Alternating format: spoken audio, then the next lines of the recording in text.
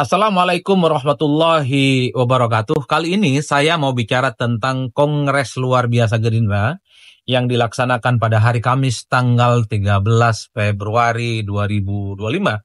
Dalam Kongres Luar Biasa ini ada dua keputusan politik yang menurut saya cukup penting yang pastinya akan turut mendinamisasi bagaimana perjalanan politik Indonesia di masa-masa yang akan datang. Pertama, dalam Kongres Luar Biasa ini, seluruh kader, seluruh fungsionaris Gerindra secara aklamasi meminta kembali Prabowo Subianto untuk menjadi ketua umum partai. Tentu ini tidak bisa dilepaskan sebagai bentuk apresiasi kepada Prabowo yang memang sejak awal bukan hanya sebatas ketua umum, tapi juga sebagai pendiri partai yang sampai hari ini mengantarkan Gerindra sebagai partai pemenang Pilpres 2024. Keputusan yang kedua menurut saya penting adalah meminta kembali Prabowo Subianto untuk dicalonkan sebagai calon presiden 2029 di masa-masa yang akan datang. Dua keputusan politik ini bagi saya sepertinya memang sudah dikalkulasi secara matang, secara rasional oleh Gerindra. Karena suka tidak suka, untuk 5 tahun yang akan datang, bahkan untuk 2029 dan yang akan datang, memang ini adalah momen-momennya Prabowo Subianto. Suka tidak suka, ketika Prabowo Subianto diminta kembali untuk menjadi ketua umum Gerindra misalnya, harus diakui bahwa sebenarnya Gerindra itu adalah duplikat, semacam replika politik dari Prabowo Subianto. Karena harus diakui, kalau kita melihat satu persatu ya narasi-narasi politik, visi misi politik yang hari ini termaktub dalam perjuangan politik Gerindra itu hampir bisa dipastikan sebagian besar adalah pikiran-pikiran yang kemudian bagian dari kreasi pikiran-pikiran besar yang disampaikan oleh Prabowo Subianto. Makanya tidak mengherankan kalau sebagian peneliti, banyak pihak yang mengatakan kalau melihat Gerindra ya Prabowo, kalau melihat Prabowo ya Gerindra. Ini yang sepertinya kemudian membuat dalam Kongres Luar Biasa Gerindra yang dilaksanakan pada hari Kamis kemarin itu minta kembali. Karena memang Prabowo itu adalah sangat identik dengan Gerindra. Bahkan kalau kita mau hitung rata-rata secara umum, setiap survei yang kita lakukan, apa preferensi pilihan politik ke partai, salah satunya misalnya apa yang kemudian membuat seseorang itu memilih Gerindra, ya memang the one and only, sosok figur kunci Prabowo Subianto adalah menjadi magnet yang paling penting di mana seseorang itu memilih Gerindra. Itulah yang sepertinya membuat kenapa Gerindra mentahbiskan kembali Prabowo menjadi ketua umum, menjadi nahkoda politik untuk mengarungi persaingan-persaingan dan pertandingan-pertandingan politik di masa-masa yang akan datang. Lalu soal Prabowo diminta kembali untuk menjadi calon presiden 2029, tentu juga dikalkulasi secara matang oleh Gerindra. Posisi Prabowo Subianto sebagai presiden, pastinya popularitas dan elektabilitasnya nyaris tanpa lawan tanding. Apalagi misalnya kalau kita membaca korespondensi historis politik di negara ini, presiden-presiden petahana maju yang kedua kalinya ada kecenderungan sangat mudah untuk memenangkan pertarungan politik. Terbukti misalnya SBY untuk periode yang kedua kalinya nyaris tanpa lawan tanding yang padan. Perolehan suara SBY dalam Pilpres yang kedua kalinya saat itu periode 2009-2014 itu sangat signifikan, hampir mencapai 70%. Begitupun dengan Pak Jokowi ketika maju yang kedua kalinya dalam Pilpres 2014-2019, periode kedua itu 2019-2024, Jokowi tentu memenangkan pertandingan politik yang per hari ini kita bisa saksikan sebagai presiden petahana dan mampu memenangkan pertarungan yang kedua. Ini yang sepertinya menebalkan satu keyakinan di internal Gerindra. Dalam sejarahnya, presiden petahana maju yang kedua kalinya itu sangat mudah untuk memenangkan pertarungan yang akan datang. Itulah yang kemudian membuat dalam Kongres Luar Biasa yang dilaksanakan oleh Gerindra meminta kembali Prabowo Subianto untuk menjadi calon presiden. Kalkulasinya pasti rasional, kalkulasinya pasti matang, dan sudah terukur bahwa Prabowo pastinya diyakini akan mampu memenangkan pertarungan politik di 5 tahun yang akan datang. Nah, yang menjadi pertanyaan adalah, setelah Prabowo Subianto mencalonkan kembali atau dicalonkan kembali oleh Gerindra sebagai calon presiden 2029, siapakah kira-kira sosok dari partai politik yang berani menantang Prabowo sebagai kompetitor? Itulah yang sebenarnya di 5 tahun yang akan datang ini akan dilihat. Karena kalau mau jujur ya, semua partai politik hari ini yang lolos ke parlemen itu punya keistimewaan untuk mengusung kader terbaik mereka, terutama ketua umum mereka untuk bertanding di Pilpres. Karena kalau kita melihat hasil putusan Mahkamah Konstitusi yang disebut dengan presidensial threshold, ambang batas presiden itu sudah dihilangkan.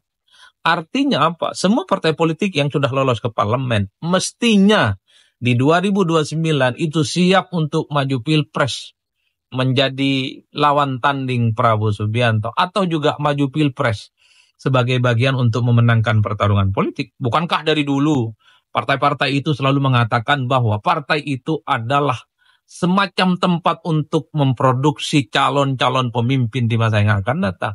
Nah, disitulah akan diuji nanti di 2009. Apakah ada partai-partai saat ini yang lolos ke parlemen atau nanti di 2029 partai politik yang lolos ikut pemilu, dia boleh juga mencalonkan calon presiden. Bisa tidak mencalonkan diri dan kadernya untuk menjadi kompetitor dan akan bersaing dengan Prabowo Subianto. Disitulah kemudian akan diuji apakah betul partai politik itu adalah menjadi tempat untuk melakukan kaderisasi calon-calon pemimpin di masa-masa yang akan datang. Khawatirnya partai politik itu nggak punya nyali.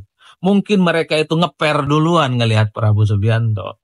Mungkin mereka itu sudah underestimate duluan menghadapi Prabowo Subianto.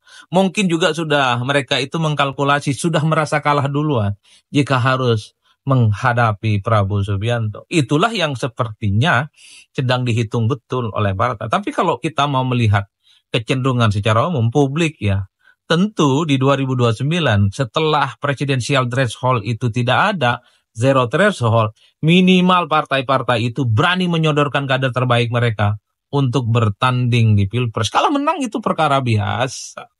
Itu yang paling penting sebenarnya. Kenapa?